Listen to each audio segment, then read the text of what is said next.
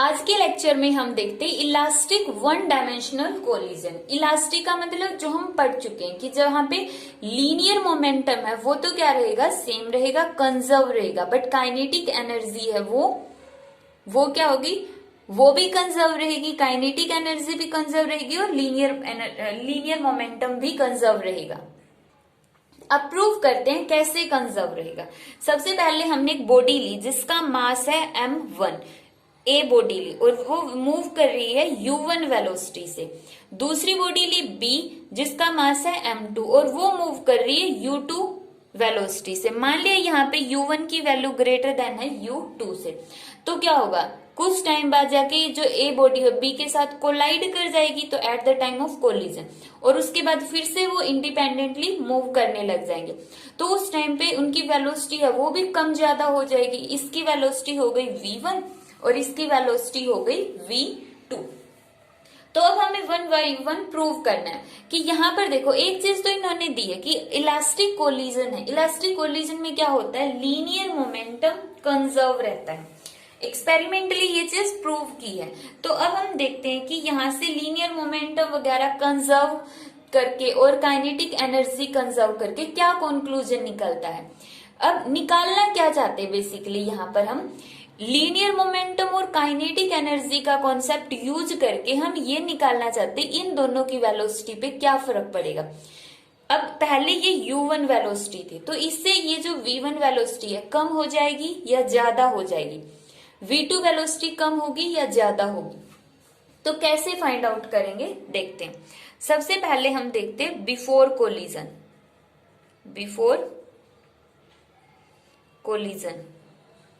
Collision से पहले, अब सबसे पहले हमने देखा लीनियर मोमेंटम। लीनियर मोमेंटम को मैं रिप्रेजेंट कर रही हूं P से। P ऑफ लीनियर मोमेंटम कितना होगा, बिफोर कोलिजन हमने मान लिया P1, कितना होगा, इसका लीनियर मोमेंटम है m1 u1। Total linear momentum हम देख रहे हैं सेकेंड बॉडी का कितना होगा, m2 u2। ये हो गया P1 क्या है, total linear momentum before collision. और total linear momentum after collision कितना होगा, आफ्टर कोलिजन के बाद जो लीनियर मोमेंटम उसको हमने मान लिया P2, कितना होगा यहाँ पर m1 v1 प्लस इसका कितना होगा m2 v2। ये टोटल लीनियर मोमेंटम होगा। अब हमें बता, according to law of conservation of momentum क्या होता है, momentum before collision and momentum after collision remains constant. तो law of conservation of linear momentum का यूज करने के बाद क्या आता है हमारे पास, P1 is equal to P2। Value put करो, P1 की वैल्यू होगी m1 u1 फिर plus m2 u2 is equal to P2 की होगी m1 v1 plus m2 v2। तो यहां से हम m1 वाली बॉडीज को एक साइड ले लेते हैं। m1 u1 है और यहाँ पे क्या है m1 v1 है, तो u1 v1 वाली टर्म को इस साइड ले आओ, माइनस v1 हो गया इज इक्वल टू, अब यहाँ पे क्या है m2 v2। अब यहां से जो ये u2 वाली टर्म है इसको राइट साइड में ले जाओ, तो ये हो गई माइनस की ये इक्वेशन आ गई, इसको मान लो इक्वेशन फर्स्ट। इसी तरह similarly according to law of conservation of energy, according to law of conservation of energy के अकॉर्डिंग क्या होगा, इसकी जो बिफोर कोलिजन काइनेटिक एनर्जी है आफ्टर कोलिजन काइनेटिक एनर्जी भी सेम रहेगी। बिफोर कोलिजन देखते हैं, half m1 u1 square plus half m2 u2 square, कितनी होगी after collision, half m1 v1 square plus half m2 v2 square. अब इसको short करना मतलब रीअरेंज करके जितना स्मॉल हो सके, जो चीजें कट रही है कैंसिल कर दो और लिखो इसको हाफ से, पूरी इक्वेशन में हाफ से हाफ कैंसिल, पूरी से हाफ हमने कॉमन लिया, इस साइड से भी हाफ कॉमन लिया और वो कैंसिल हो गया। अब यहाँ पर भी हम m1 वाली टर्म इकट्ठा कर लेंगे, तो यहाँ पर है u1 का स्क्वायर, यहाँ पे क्या हो गया माइनस V1 का स्क्वायर, इस साइड करेंगे M2 V2 का स्क्वायर और यहाँ पे इसको इस साइड ले आओ U2 का स्क्वायर। इसको हम क्या लिख सकते हैं M1, ये क्या होता है ए स्क्वायर माइनस बी स्क्वायर, इसको हम क्या लिख सकते हैं ए प्लस बी और ए माइनस बी।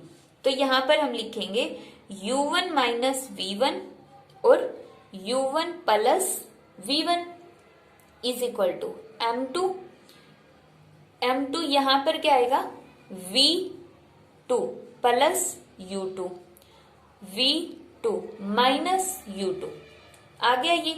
अब इसको इक्वेशन 2 सेकेंड इक्वेशन मान ली। अब जितना सोल्व हो सकता था हमने इसको सोल्व कर लिया।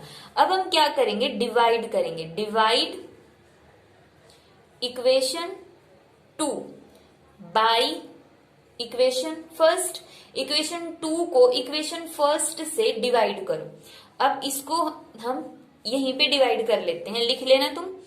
फर्स्ट इक्वेशन की लेफ्ट हैंड साइड को लेफ्ट हैंड साइड के नीचे डिवाइड कर दो U1 माइनस V1 और राइट हैंड साइड इक्वेशन 2 की उसके डिवाइड में लिखो इक्वेशन फर्स्ट की right hand side M2 V2 minus U2, M2 से M2, M1 से M1, U1 माइनस V1 से U1 minus V1 cancel, V2 minus U2 से V2 माइनस U2 कैंसिल।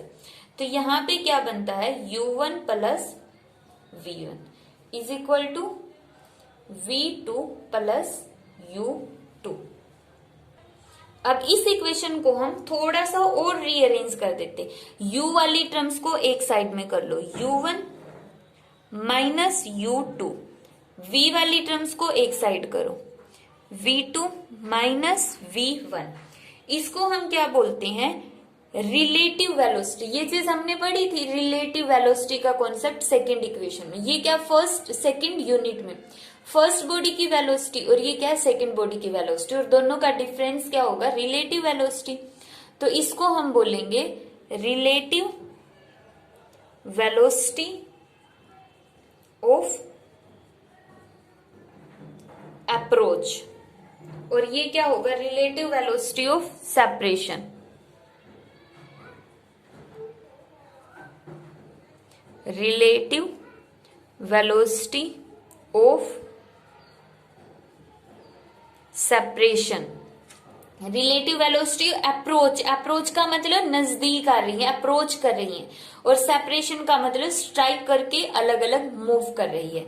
तो हमारे पास ये सिंपली अभी तक ये है, बट हमें तो अलग अलग निकालना है ना V1 की वैल्यू क्या होती है और V2 की वैल्यू क्या होती है। हम तो ये कैलकुलेट करना चाहते हैं। सिंपली हमने लीनियर मोमेंटम का कंजर्वेशन और एनर्जी का कंजर्वेशन से ये वाला रिजल्ट डिराइव कर ले। अब हम इनको इंडिपेंडेंटली निकालते कि V1 है वो कितना होगा। अब सबसे पहले हम यहां से निकाल लेते हैं V2। V2 कितना होगा U1 minus U2 plus V1। V1 इस साइड नेगेटिव इस साइड लेके आएंगे तो क्या हो जाएगा पॉजिटिव। तो यहां से हमने किसकी वैल्यू निकाल दी V2 की वैल्यू निकाल दी।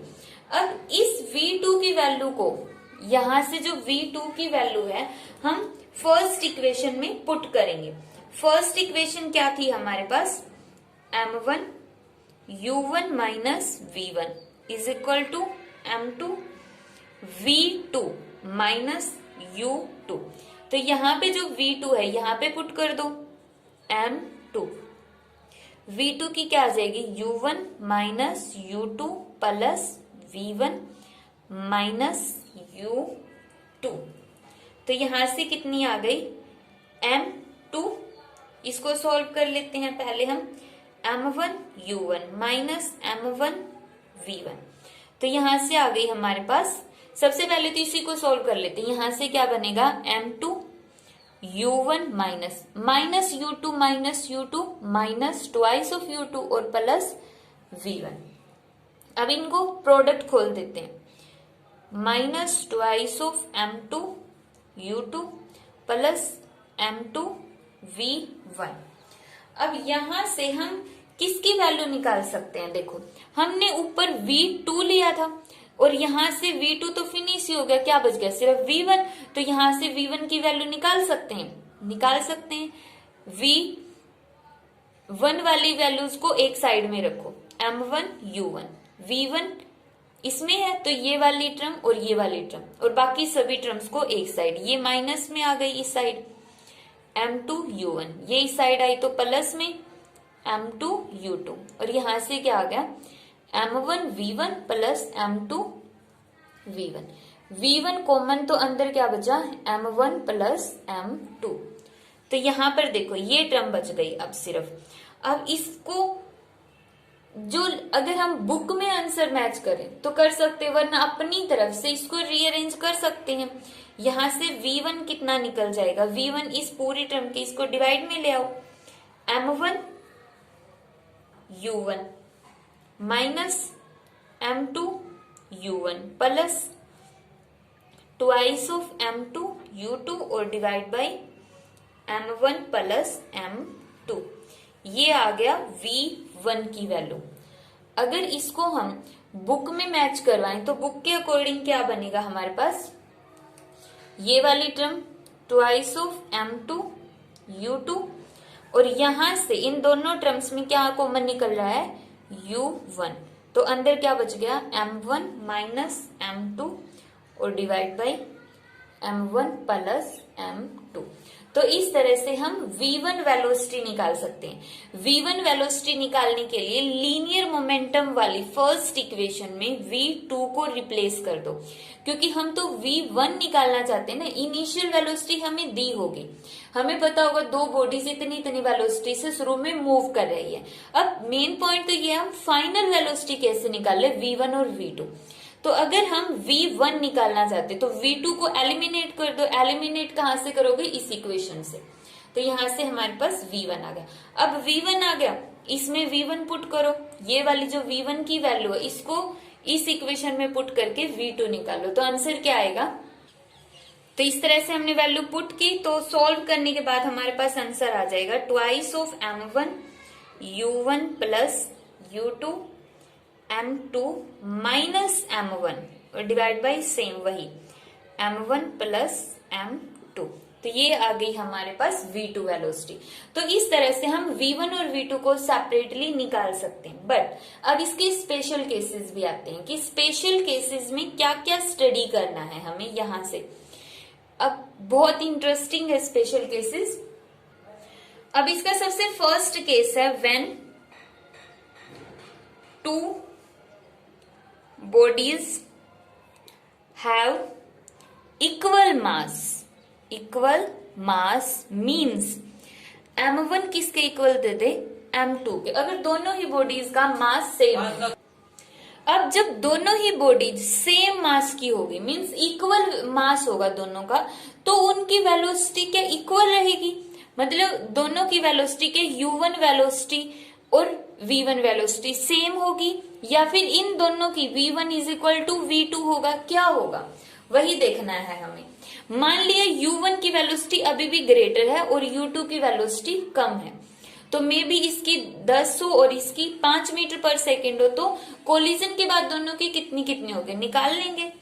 V1 is equal to M1 is equal to M2 put करो इस इक्वेशन के अंदर। V1 निकालना चाहते हैं, अगर M1 और M2 इक्वल है तो ये पूरा फैक्टर 0, तो ऊपर क्या बचेगा ट्वाइस ऑफ M2 U2। अब M1 और M2 इक्वल है, ऊपर M2 आ रहा है, तो नीचे M1 को M2 से रिप्लेस कर दो। अब पूरी इक्वेशन सिर्फ M2 की फॉर्म में हो गई, तो यहाँ पे कितना आ गया ट्वाइस ऑफ M2 U2 और नीचे twice of M2, cancel is equal to U2। इसी तरह V2 को जब हम निकालेंगे तो क्या आएगा हमारे पास ट्वाइस ऑफ M1 U1। अब ये वाली भी 0 हो गई क्योंकि दोनों इक्वल है, कैंसिल हो गए नीचे। अब ऊपर M1 आ रहा है तो यहाँ पे M2 को रिप्लेस कर दो, तो वही M1 plus M1 twice of M1 U1 divide by twice of M1, कितना आ गया U1। देखो शुरू में U1 वेलोसिटी किसकी थी, फर्स्ट बॉडी की, अब किसकी बन गई है, सेकंड की बन गई है। और जो सेकंड वेलोसिटी की जो सेकंड बॉडी की वेलोसिटी थी वो किसकी बन गई है, फर्स्ट बॉडी की बन गई है। अगर इसको हम समझे कि शुरू में A और बी, ये 10 से मूव कर रही थी और ये 5 से। कोलिजन के बाद जो ए बॉडी है वो 5 से मूव करेगी और बी बॉडी 10 से मूव करेगी। मतलब वेलोसिटी इंटरचेंज हो जाएगी before collision and after collision, अगर दोनों का मास सेम है।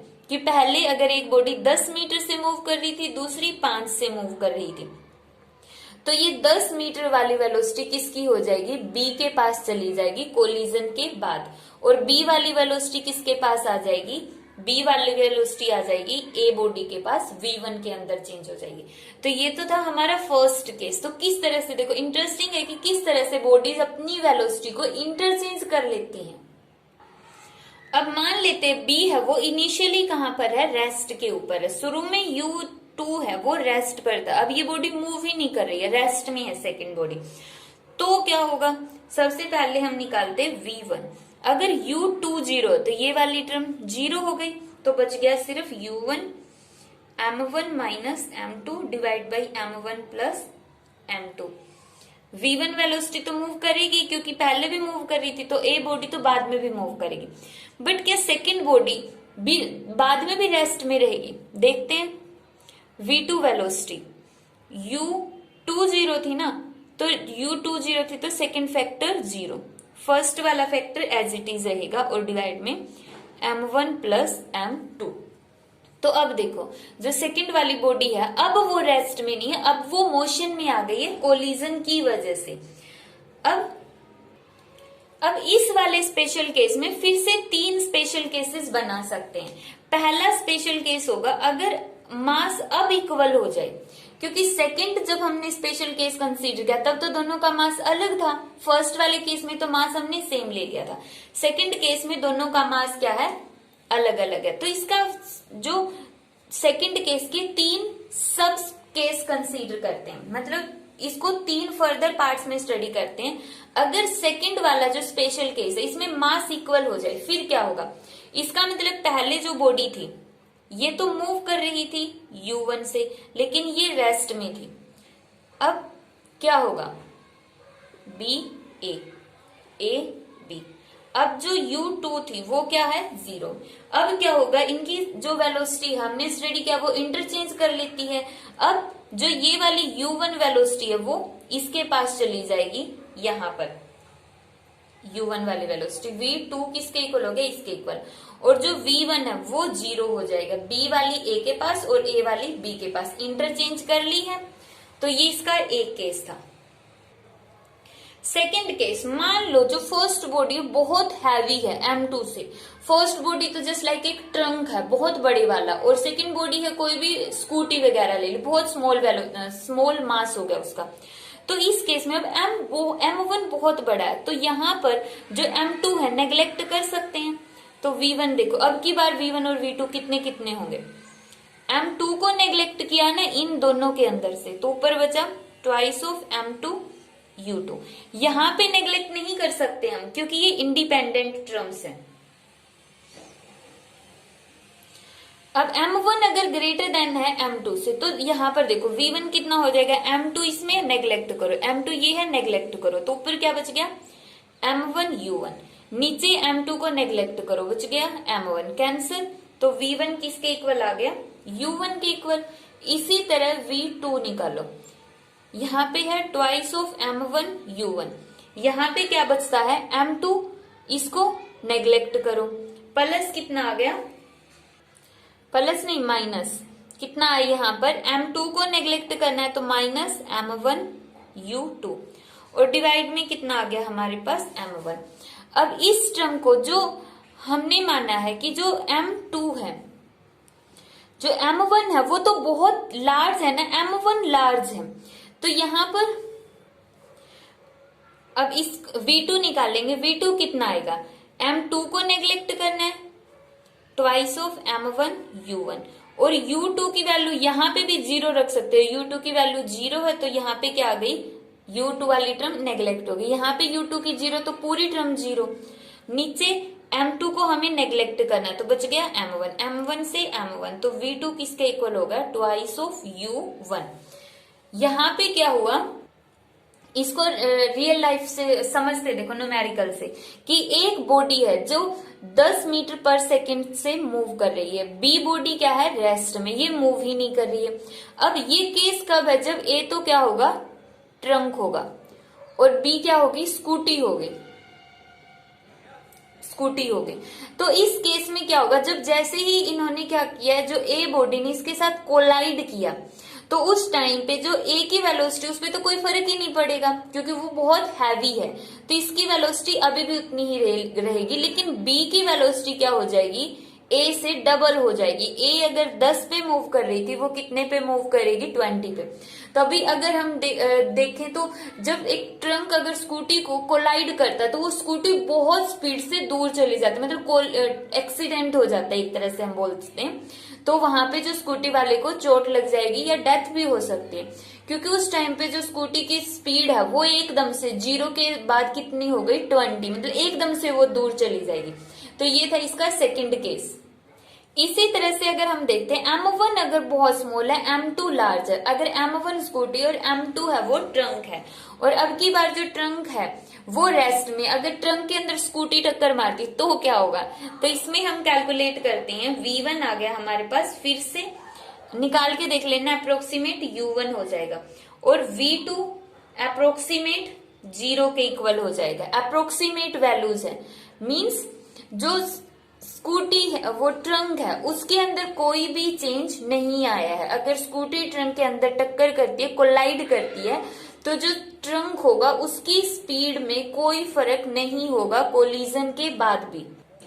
बट उस टाइम पे स्कूटी के साथ क्या होगा, अगर इतनी हैवी ट्रंक के अंदर एक स्कूटी कोलाइड करती तो वो स्कूटी बाउंस बैक कर जाएगी, एकदम से पीछे की तरफ बाउंस करेगी, तो इसलिए उसकी जो वेलोसिटी है नेगेटिव डायरेक्शन में होगी, मतलब बाउंस कर गई बैक साइड में।